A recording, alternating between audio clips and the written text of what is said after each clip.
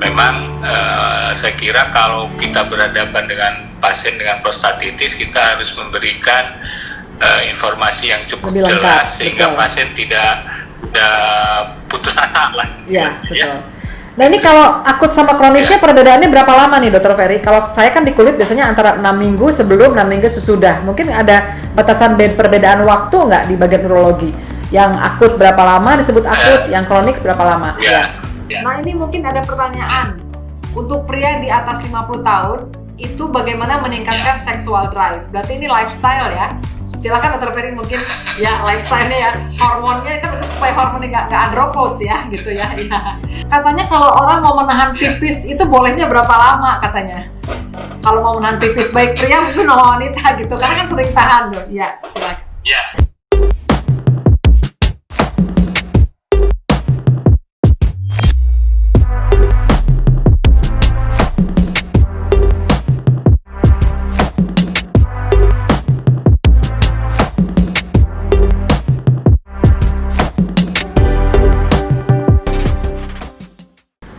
Saya kira kurang lebih sama lah sama ya, definisinya ya kurang lebih kalau dikatakan kronis kalau sudah di atas 4 minggu atau 6 minggu ke atas kronik ya itu ya, betul. Saya kira itu sama ya. Ya, ini tadi ada yang minta gambarnya, katanya ada gambarnya enggak? Itu tadi mungkin apa yang Firmansyah tidak mau melihat gambarnya. Mungkin nanti kapan waktu kita berikan gambarnya ya, mungkin prostatitisnya tadi sama Dokter Ferry katanya ya prostatitis ya. Dan salah satu juga mungkin yang ini juga saya mau tanya juga tentang orhitis, karena kan salah satu komplikasi dari GO pun bisa menyebabkan orhitis yang bisa menyebabkan infertilitas. Nah itu kalau hal itu bagaimana Dokter Ferry? Mungkin bisa dibantu untuk menjawabnya ya. Baik, orhitis atau yang kita sebut radang pada biji kemaluan testis ini bisa terjadi apabila infeksi saluran kemih bagian depan ini tidak ditangani dengan baik. Betul. Kita tahu bahwa muara dari saluran sperma itu bermuara juga di uretra, di saluran kemih Jadi kumannya jalan-jalan tuh turun ke bawah, ke kantong kemaluan, ke saluran benih itu, kemudian membuat infeksi di testis yang kita sebut sebagai orhitis. Nah, pada orhitis yang dikeluhkan adalah biji kemaluannya jadi besar ya. Jadi kadang-kadang segede telur, kadang-kadang segede ada yang segede sampai segede mangga ya. Mangga gedong gitu ya. Dia minta pasiennya katanya. Kalau misalnya keadaannya akut, kita cepat tangani, kita berikan antibiotik. Biasanya kita perlu berikan antibiotika yang jenisnya dimasukkan ke dalam pembuluh darah suntik apalagi kalau sudah ada gejala demam dan seterusnya. Betul. Tetapi kalau yang tidak terlampau berat, cukup diberikan antibiotika yang diminum. Betul. Nah, yang jadi kadang-kadang pertanyaan dari pasien adalah, dok, kenapa ya saya sudah diberikan obat tapi biji saya kok masih bengkak gitu ya? Betul. Nah, saya kira begini, gitu kita harus jelaskan bahwa kalau testis itu adalah organ yang padat. Betul.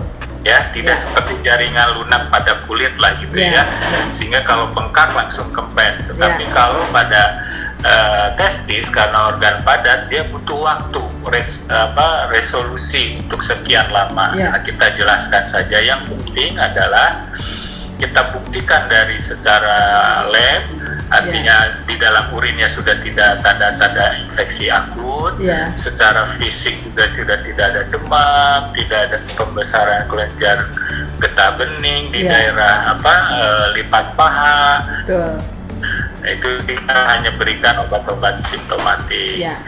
Nah, tetapi ada juga orang atau pasien yang karena ketidaktahuan, karena akses ke tempat kesehatannya itu jauh sehingga tidak ditangani baik infeksinya, sehingga terjadi yang kita sebut bisul yang pecah ke kulit.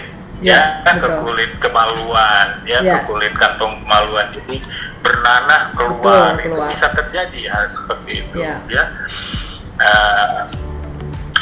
kalau itu yang terjadi, maka kita harus membuang jaringan yang sudah rusak atau yang sudah mati, dan kita nilai apakah biji kemaluannya ini sudah masih fungsi, ya? baik apa tidak. Ya. Betul. Itu tentunya ini itu tentang orkitis. Ya, berarti itu menjadi kalau sudah begitu bisa menyebabkan kemandulan, jelas ya kalau gitu ya, Dr. Ferry. Ya, untuk orkitis itu ya. Pada kasus yang akut, kalau kita tangani dengan baik, biasanya dia akan baik cepat kembali ya. Yang kita takutkan itu yang kalau terkena dua-duanya. Kan bijinya ada dua nih. Kalau kena satu, ya yang satu insya Allah masih bisa lah ya memberikan benih. Tetapi kalau dua-duanya dan terjadi penyempitan saluran benihnya, ya itu agak kesian ya. Jadi artinya bisa kemungkinan terjadinya infeksi atau ketidaksuburan pria. Betul. Itu tadi yang kita bahas itu adalah infeksi ya, Dr. Ferry ya, infeksi dari mulai tadi ureter, dari mulai prostat sampai orkitis. Nah sekarang kalau yang non infeksi, kira-kira bagaimana pengalaman Dr. Ferry? Tadi kan infeksi yang sekarang kan ini banyak orang yang naik sepeda nih, ya, gitu kan? Itu ada pengaruhnya nggak? Karena ya itu fakta atau mitos tuh, orang yang naik sepeda lama, mereka tuh sering kesakitan di bagian bijinya itu ya, buah zakarnya itu, dan menjadikan itu bagaimana kira-kira Dr. Ferry itu? Itu pengaruh nggak? Atau yang celananya terlalu ketat, terlalu ketat itu bagaimana tuh Dr. Ferry? Yang non infeksi ini. Memang kita saat ini lagi demam bersepeda. Betul. Si COVID. Iya, betul. Iya. Ada beberapa orang yang berkonsultasi, memang dia akan mengeluhkan rasa tidak nyaman di daerah selangkangan, ya, karena terjadi benturan terus-menerus ke sadel, ya, sadel sepeda. Nah, sehingga sarannya adalah kalau bisa sadelnya diganti yang lebih empuk atau yang lebih lebar, kemudian dia memakai celana khusus yang ada padnya, ada bantalannya, sehingga pada saat duduk di sadel itu tidak terlalu menekan ke arah buah zakar, saluran uretra ataupun ke daerah prostat dan zakar. Gitu. Oh, jadi seperti itu. Apakah ada jam? Ada jam lamanya nggak bersepeda tuh, misalnya berapa lama gitu kan? Kadang sekarang orang maunya jauh lama gitu. Ada nggak patokannya gitu untuk mencegah? Enggak, itu sih. Saya kira setiap orang secara individu punya kemampuan, keterbatasan masing-masing, betul. Iya, kemampuan masing-masing. Harusnya bisa mengukur sampai mana dia bisa. Iya, betul. Gitu bersepeda. Iya, betul. Iya. Mungkin Dr. Ferry tadi ada masukan apa lagi tadi yang saya kepotong oleh saya? Tadi ada masukan lagi atau bagaimana? Oh, iya. Baik, saya kira yang lain yang tadi mungkin Dokter Nenden singgung tentang infeksi seperti batu, batu uretra, atau batu kandung kencing, yang sering saya kira selain kasus batu di Indonesia adalah kasus pembesaran prostat, jinak, itu adalah dua kasus utama di urologi pada pria, adalah batu dan pembesaran prostat jinak. Nah, kalau batu biasanya ada dua keluhan utamanya adalah dia akan nyeri pada saat berkemih, Kalau batunya ini ada di kandung kencing, dia harus berubah posisi, Jadi posisinya berubah dulu, bisa kencing lagi, keluar lagi urinnya, Atau misalnya lagi kencing tiba-tiba ada yang mampet nih, Begitu dia goyang-goyang sedikit, kencing lagi bisa keluar, Jadi itu pada kasus batu kandung kencing. Nah, kalau batu uretra artinya dia sudah turun ke saluran uretra. Itu kadang-kadang terjadi yang kita sebut mampet atau retensi lah, istilah kedokterannya. Artinya kandung kemihnya sampai penuh, sampai penuh betul, tentu batunya belum bisa kita ambil, kita beri pertolongan pertama dulu dengan memasang selang dari perut bagian bawah. Jadi dibypass dulu. Ya. Dibypass, jadi urinnya keluar dulu, nanti kita kerjakan pengambilan batu yang di uretra, ya. Nah, kalau yang berikutnya tentang pembesaran prostat jinak, ini biasanya yang terkena adalah pria yang di atas 50 tahun. Betul. Ya, pada umumnya secara statistik itu kira-kira usia yang paling banyak terkena itu sekitar 68 tahun usianya, ya, sekitar 67, 68 tahun. Keluhan yang dikeluhkan adalah selain tadi nyeri, ya, itu kencingnya susah, ngeden gitu ya, harus mengedan, tidak puas kalau kencing, kemudian kencingnya terputus-putus, tidak dari awal sampai akhir, ya. Kemudian juga alirannya itu dekat, ya, kan kalau orang muda tuh kan nyemprot tuh kayak pemadam kebakaran tuh. Tapi kalau jaraknya jauh ya. Prostat ini ya netes ya ke daerah, malah kena sepatunya dan seterusnya. Dan juga disertai keluhan pada malam hari, biasanya jadi sering bangun, dia ke toilet lebih dari 2 kali, dia bolak-balik. Kenapa sih? Ya habis, kenapa terjadi? Ya karena setiap kencing dia tidak tuntas, ya, tidak tuntas air kencing yang keluar, sehingga selalu ada residu urin di dalam kandung kencing. Ya.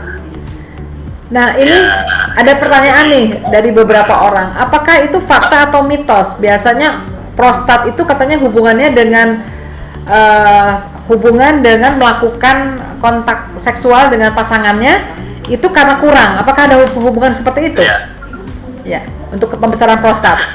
Apakah pembesaran prostat? Ya, memang secara teoritis dia ada hubungannya dengan hormon androgen, ya, hormon pria, ya, hormon pria yang dihasilkan oleh testis. Tetapi secara penelitian itu tidak terbukti kalau untuk pembesaran prostat jinak, ya. Artinya kita bicara yang jinak. Tetapi kalau untuk yang ganas, yang kita sebut sebagai kanker prostat, itu ada hubungan. Jadi itu ada studi, namanya studi cohort di Amerika Serikat, ya, itu mengumpulkan kasus-kasus kanker prostat dan hubungannya dengan berapa sering atau seberapa banyak dia melakukan hubungan seksual.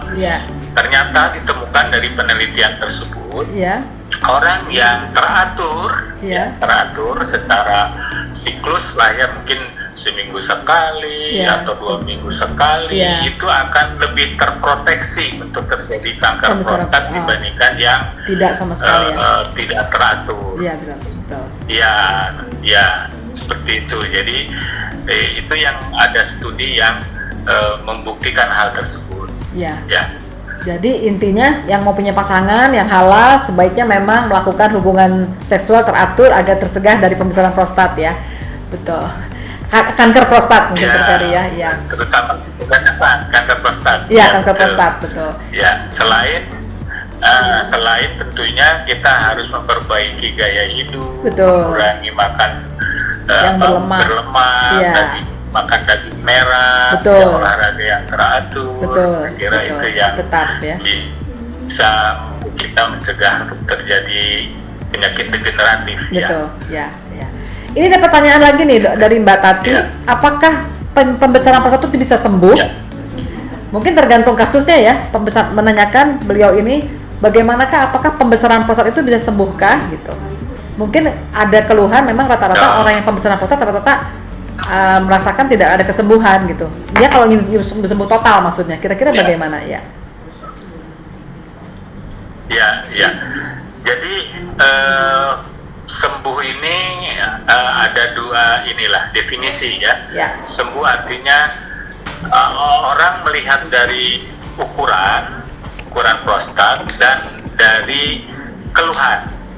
ya. Ya. Jadi seorang pasien itu kalau datang ke konsultasi kita harus mengumpulkan data secara subjektif. Nanti kita mempunyai katakanlah beberapa daftar pertanyaan, sehingga tahu bahwa pasien ini masuk derajat yang mana, keluhannya ringan, sedangkah, beratkah, itu secara subjektif, ya.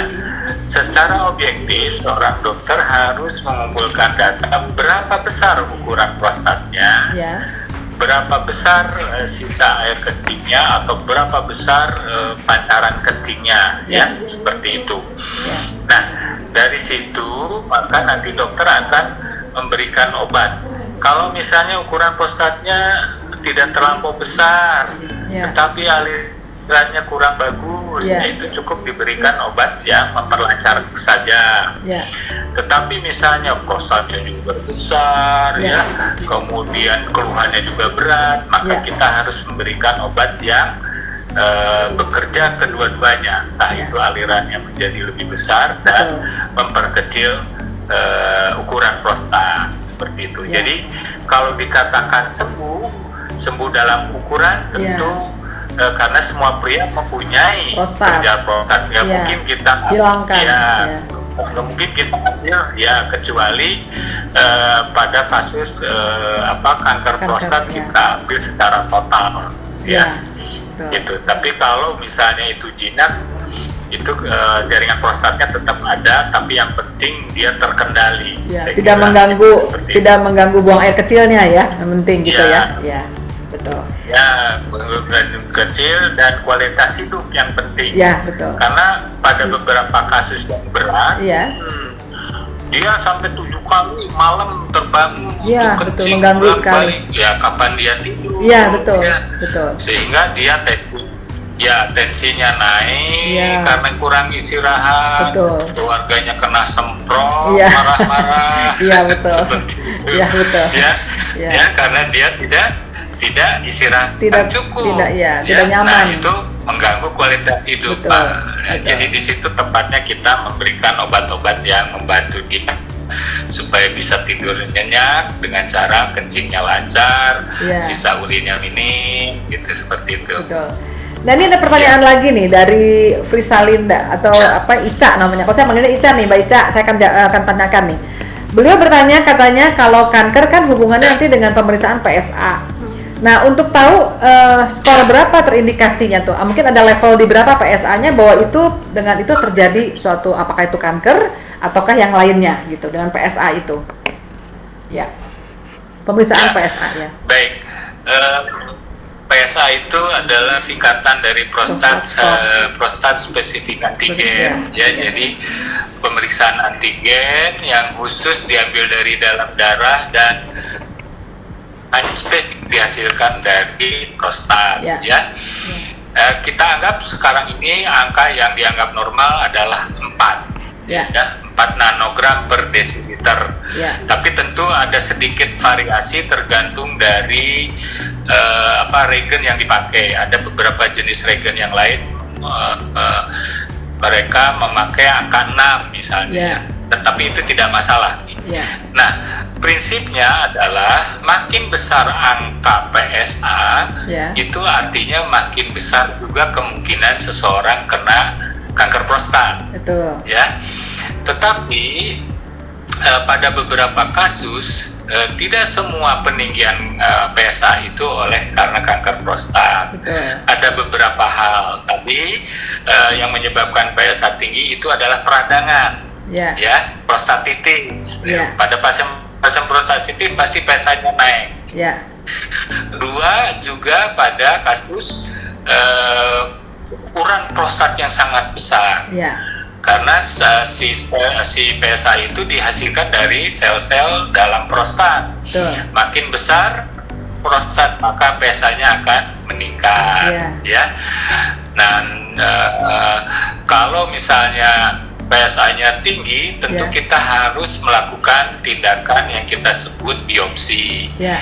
Biopsi prostat ini tujuannya adalah untuk mengambil jaringan atau spesimen dari prostat, Ya. dibuktikan secara laboratorium, oh ini kanker, oh ini radang, Ya. seperti itu. Jadi karena itu terapinya jauh bener nih. Betul. Ibaratnya satu ke Jakarta, satu ke Bandung, Iya. gitu ya. Iya. Jadi jangan sampai seorang dokter memberikan terapi yang salah, Betul. seperti itu. Betul. Jadi Iya. berarti tetap kita harus ukur ya sebaiknya bagaimana gitu ya, Dr. Ferry ya. Iya. Ya, Ya, betul. Ini sambil menunggu pertanyaan lagi, ini saya Nah, sedikit mau bertanya untuk pengalaman saya aja, Dr. Ferry. Saya ini kan selalu juga memberikan finasteride ya untuk pasiennya. Ya. Di mana itu untuk yang kelainan androgen, alopecia androgenik itu kan karena hubungannya karena hiperandrogen gitu. Kita kasih itu. betul. Nah, itu Ya. apakah mempengaruhi ke libido enggak? Karena ada banyak pasien selalu bertanya gitu. Karena saya kan harus memakainya juga jangka panjang gitu, jangka panjang. Kemudian apakah itu mempengaruhi nggak ke libido? Jangka panjang, betul. Ya. betul. Nah itu gimana kan? Itu juga sama Ya. untuk menekan PSA Ya, tadi tentu mungkin. saja. Ya. Gimana Dr. Ferry? Silahkan. Ya. Ya, jadi finasteride itu adalah golongan 5 alfa reduktase Betul, inhibitor. ya, Jadi ya. dia akan mencegah perubahan Testosteron, testosteron menjadi androgen, androgen, ya, di dalam sel prostat. Betul. Tetapi efek sampingnya adalah Ya. karena testosteron atau androgen turun, Ya. maka pasien itu akan merasa seksual drive-nya Betul. Menurun. Ya. libidonya menurun, Iya. betul. Betul. Ya. Lebih lemas badannya, Iya. lebih mudah capek, Betul. ya. Bahkan kalau pada yang rada ekstrim mengganggu yang kita mengganggu mental dalam Iya. arti dia mudah marah, Ya. mudah tersinggung dan Sensitif ya. sebagainya. Ya. Jadi pada pasien yang akan diberikan obat finasteride atau dutasteride Iya. dalam jangka panjang, ini harus disampaikan adanya Efek-efeknya ya. efek samping dari penggunaan obat ini. Jadi Betul. mungkin sedikit tanda kutip dingin gitu ya. Iya. Bukan frigid, tapi Iya. dingin. Mungkin nyonyanya harus diberitahu, jangan Iya. dipikir yang aneh-aneh. Iya, betul. Efek samping obat. Iya. Gitu. Iya. Iya. Gitu. Betul. Iya. Ya. Ini mungkin sedikit sebelum pertanyaan baru nih, banyak yang minta ada gambarnya Dr. Ferry katanya mau tampil. Ini ada Cynthia tadi, ini juga ada Dr. Mira katanya minta tampil nih wajahnya Kang Ferry katanya mana. Ini teman-teman semua pada pengen lihat nih wajahnya Dr. Ferry saat ini gitu. Bisa tampilkan dulu sebelum saya nanti lanjut lagi ke pertanyaan, ya. Iya. Ya. Bentar. Ya, sebentar ya, gitu. Nah, ini Dr. Ferry ya, tadi yang menjawab. Ini katanya jawabannya sangat bagus, komprehensif. Emang Dr. Ferry udah ahlinya, makanya saya ngobrol dengan Dr. Ferry. Tujuannya juga untuk supaya bisa mendapatkan jawaban yang tuntas mengenai gangguan buang air kecil seperti ini. Mungkin sedikit dibahas yang perempuan ya, boleh ya? Yang kan mungkin yang perempuan juga pengen tahu. Nah sekarang kalau pada perempuan ya, kalau pada perempuan itu gangguan tadi kan ada, kalau perempuan kan sama juga sering ada keluhan misalnya infeksi. Mungkin kalau pada perempuan infeksi pada saluran kencingnya tuh bagaimana, Dr. Ferry? Mungkin selain membersihkan urin, kan perbedaannya dari hasil labnya berbeda ya. Kalau laki-laki tidak boleh ada eritrosit, tidak boleh juga ada leukosit ya pada labnya. Kalau perempuan masih ada. Mungkin bisa dijelaskan lagi. Ya. Iya. Jadi sebetulnya infeksi saluran kemih itu akan lebih secara epidemiologi itu akan lebih sering pada wanita sebetulnya. Ya, apalagi kalau wanita itu sudah menopause. Ya. Kenapa pada wanita? Satu adalah uretra atau saluran kemihnya itu pendek, cuma 4 cm dibandingkan pria yang seperti belalai, 25 cm. Ya. Kemudian uretranya lurus kalau pada wanita. Ya. Salurannya tuh lurus, Ya. ya, jadi lebih mudah masuk Ya. kuman. Hal lain adalah uretra pada wanita itu letaknya dekat sekali dengan daerah anus, Ya, betul. ya, daerah dubur. Ya. Nah, di mana di situ adalah daerah yang cukup banyak bakteri, Bakteri, ya. sehingga bagi wanita itu masalah kebersihan di daerah bawah itu memang harus Penting. betul-betul diperhatikan, Ya. ya. Kemudian tadi pada masalah menopause, Ya. pada menopause itu karena estrogennya menurun, maka lapisan sel-sel mukosa Iya. atau lapisan Lebih selaput menipis, ya. lendirnya itu menipis, ya. ya, dan berganti jenis selnya, Iya. sehingga mudah sekali kuman itu masuk ke situ, Iya. ya, jadi akan lebih sering. Ya. Atau yang kita sebut mungkin dokter Nenden yang disebut atrofi, Atrofi, jadi pada ya. daerah ya genital wanita kalau sudah menopause itu akan sedikit menciut, Ya, gitu, menciut, ya, ya, betul. atrofi, penipisan dari selaput lendir, ya. Nah, mengenai infeksinya sendiri, sebetulnya penanganannya sih sama persis sama Ya. pria. Oke. Kemudian parameternya memang pada wanita jauh harus lebih strict, ya, Ya. karena kenapa yang tadi hubungannya dengan Kedekatan dengan lebih posisi seringnya wanita terkena, Ya. ya, saya kira itu. Mungkin cebok juga ya. Ceboknya bukan dari belakang itu ya. Betul. Jangan belakang ke depan gitu ya. Cebok ya, adalah dari depan Ke belakang. belakang, Ya, ya, kalau betul. di tembok jangan dari belakang ke Ke depan, depan, ya. itu satu. Kedua Ya. adalah apabila berhubungan intim, Ya. ya, sebelum dan sesudah hubungan intim itu sebaiknya berkemih, Ya, kencing, betul. Ya, ya, betul. kenapa? Karena sedikit banyaknya tentu ada kuman yang ikut Ya. ada di situ yang ikut masuk ke dalam saluran kemih, dan Betul. itu akan mempermudah terjadinya Infeksi. infeksi saluran kemih. Iya, Ya. betul. Nah, ini ada pertanyaan nih. Katanya kalau orang mau menahan Ya. pipis itu bolehnya berapa lama katanya? Kalau mau menahan pipis baik pria mungkin sama wanita gitu. Karena kan sering tahan tuh. Ya, silakan. Ya, Ya. ya, sebetulnya itu individual, ya, tetapi tentu dihubungkan dengan tadi besarnya Iya, badan, ada umur 3 ya, tahun. badan seseorang. Tetapi secara umum kapasitas kandung kencing itu sekitar 300-350 cc lah, Iya. ya. Pada orang yang badannya lebih besar bisa sampai 400-500 cc. Betul. Nah, asumsinya begini saja, berat badan itu dalam kilogram itu akan menghasilkan 1 cc Ya, per kilogram berat badan Betul, ya. per ninja. Jadi misalnya dokter Nenden ini beratnya misalnya 60, Ya. ya, dalam 1 jam itu akan menghasilkan urin 60 cc. ya, Ya, jadi Ya. kira-kira dokter Nenden bisa menahan kencing itu bisa sampai 6 jam atau Ya. 5 jam, Ya. ya, kalau dari mulai kosong, ya, dengan catatan tidak minum yang Banyak. Ya. terus menerus, ya, Betul. minum normal lah, Ya. ya. Saya kira itu. Jadi tapi prinsipnya kembali lagi kepada individu. Kemampuannya, Ya, individu. Ada orang yang sensasi untuk berkemihnya itu rendah, artinya begitu terisi tidak banyak, cepat ke belakang. Ya. Ada juga yang bisa bertahan lama. Jadi Betul. kembali lagi tadi masing-masing mempunyai kapasitas yang berbeda. baik. Ya. Ya, terima kasih. Ya. Nah, ini mungkin ada pertanyaan. Untuk pria di atas 50 tahun, itu bagaimana meningkatkan sexual drive? Berarti ini lifestyle ya? Silakan Dr. Ferry mungkin ya lifestyle-nya ya, hormonnya kan supaya hormonnya nggak andropos ya gitu ya, ya mungkin ya. Bagaimana ya? Pada pria secara fisiologis dan artinya secara faal itu testosteron akan menurun sebetulnya. Ya.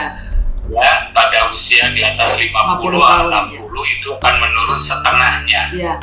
Ya. Jadi secara logika dia akan merasakan penurunan sexual drive atau libido kira-kira setengahnya lah ya, Setengah, yang tadinya mungkin setiap minggu itu bangun, sekarang mungkin 2 minggu sekali bangunnya. Ya. Nah, Betul ya. tentu hal ini tadi berkaitan dengan hormon testosteron Betul. atau androgen tadi. Betul. Yang ideal adalah dengan melakukan pemeriksaan hormon Betul. testosteron. Berapa ya kadarnya? Ya, yang ideal. Ya. Ya, total hormon testosteron dari darah, Ya. sehingga kita bisa tahu bahwa seseorang ini Sudah mengalami seksual penurunan. drive-nya atau libido yang menurun karena testosteron yang rendah, Ya. atau juga bisa masalah psikologis. Iya, kalau mental ya kan? health-nya ya, iya. Betul. Ya. Ya, misalnya gini, seorang yang sibuk di kantor, banyak Ya. beban pikiran, Iya. mungkin dia dikejar target dan Ya. sebagainya, mungkin juga dia tidak akan, atau sedikit sekali dia akan memikirkan itu, karena Iya, mungkin dia betul. kepikir bukan Pekerjaan. wajah istrinya, Iya. tapi wajah bosnya. Bosnya. Gitu, Betul.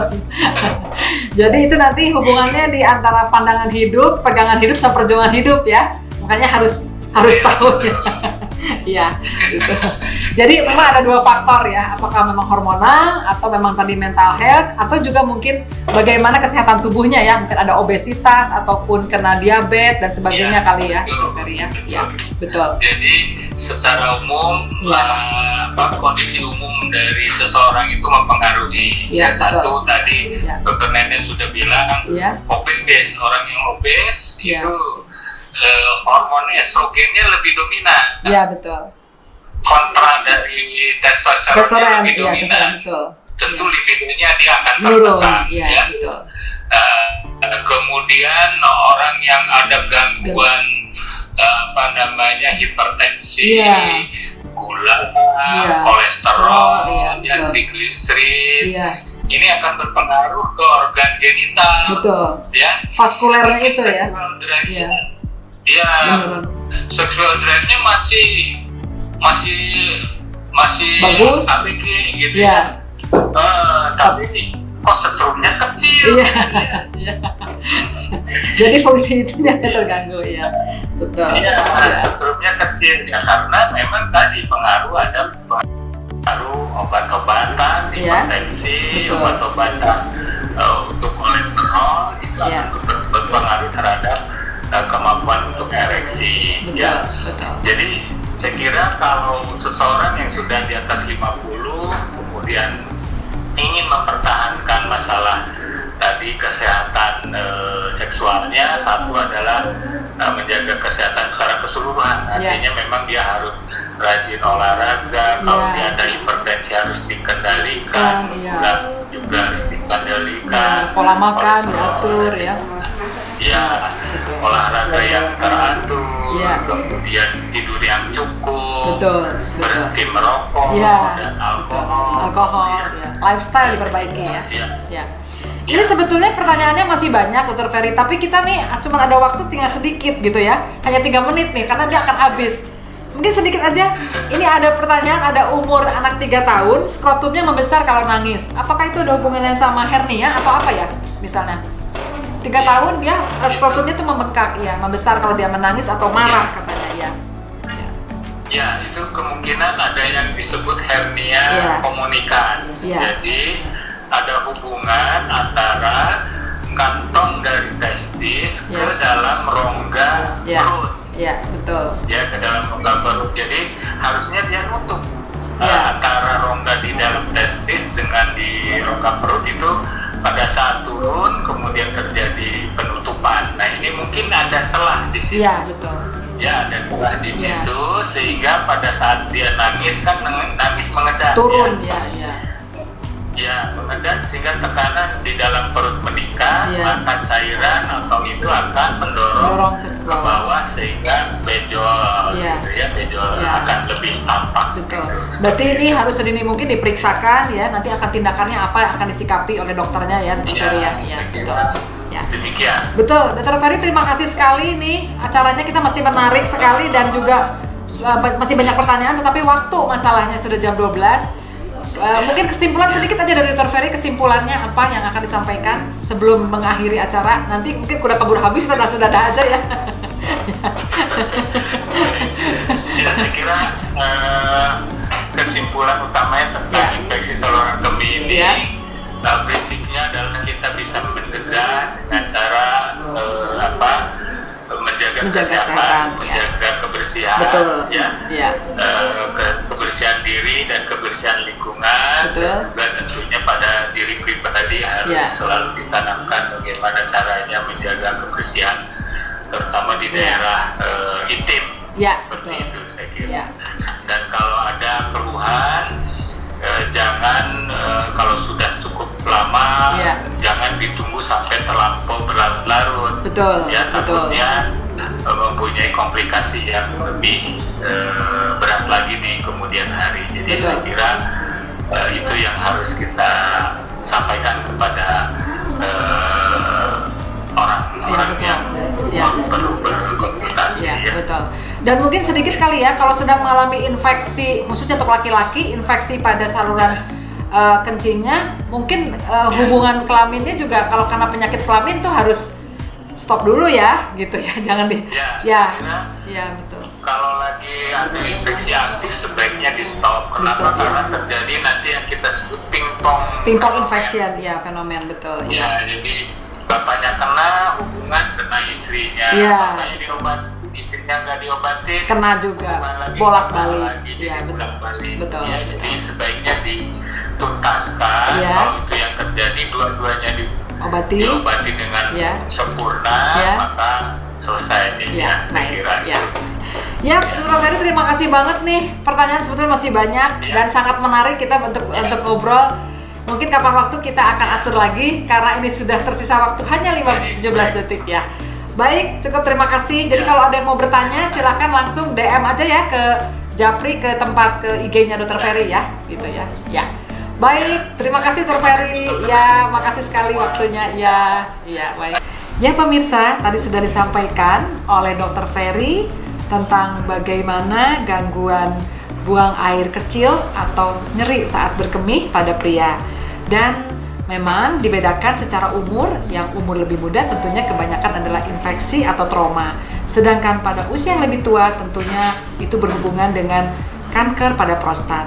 Jadi kita harus menyikapi dan mewaspadai untuk kelainan-kelainan seperti ini. Dan khususnya untuk di bidang saya, umumnya disebabkan oleh karena penyakit infeksi menular seksual. Dan kalau sudah ada gangguan seperti itu, tetap harus membawa pasangannya untuk melakukan pengobatan agar tidak terjadi fenomena pingpong infeksi. Cukup sekian, subscribe, like, share, dan juga komen. Terima kasih. Assalamualaikum warahmatullahi wabarakatuh.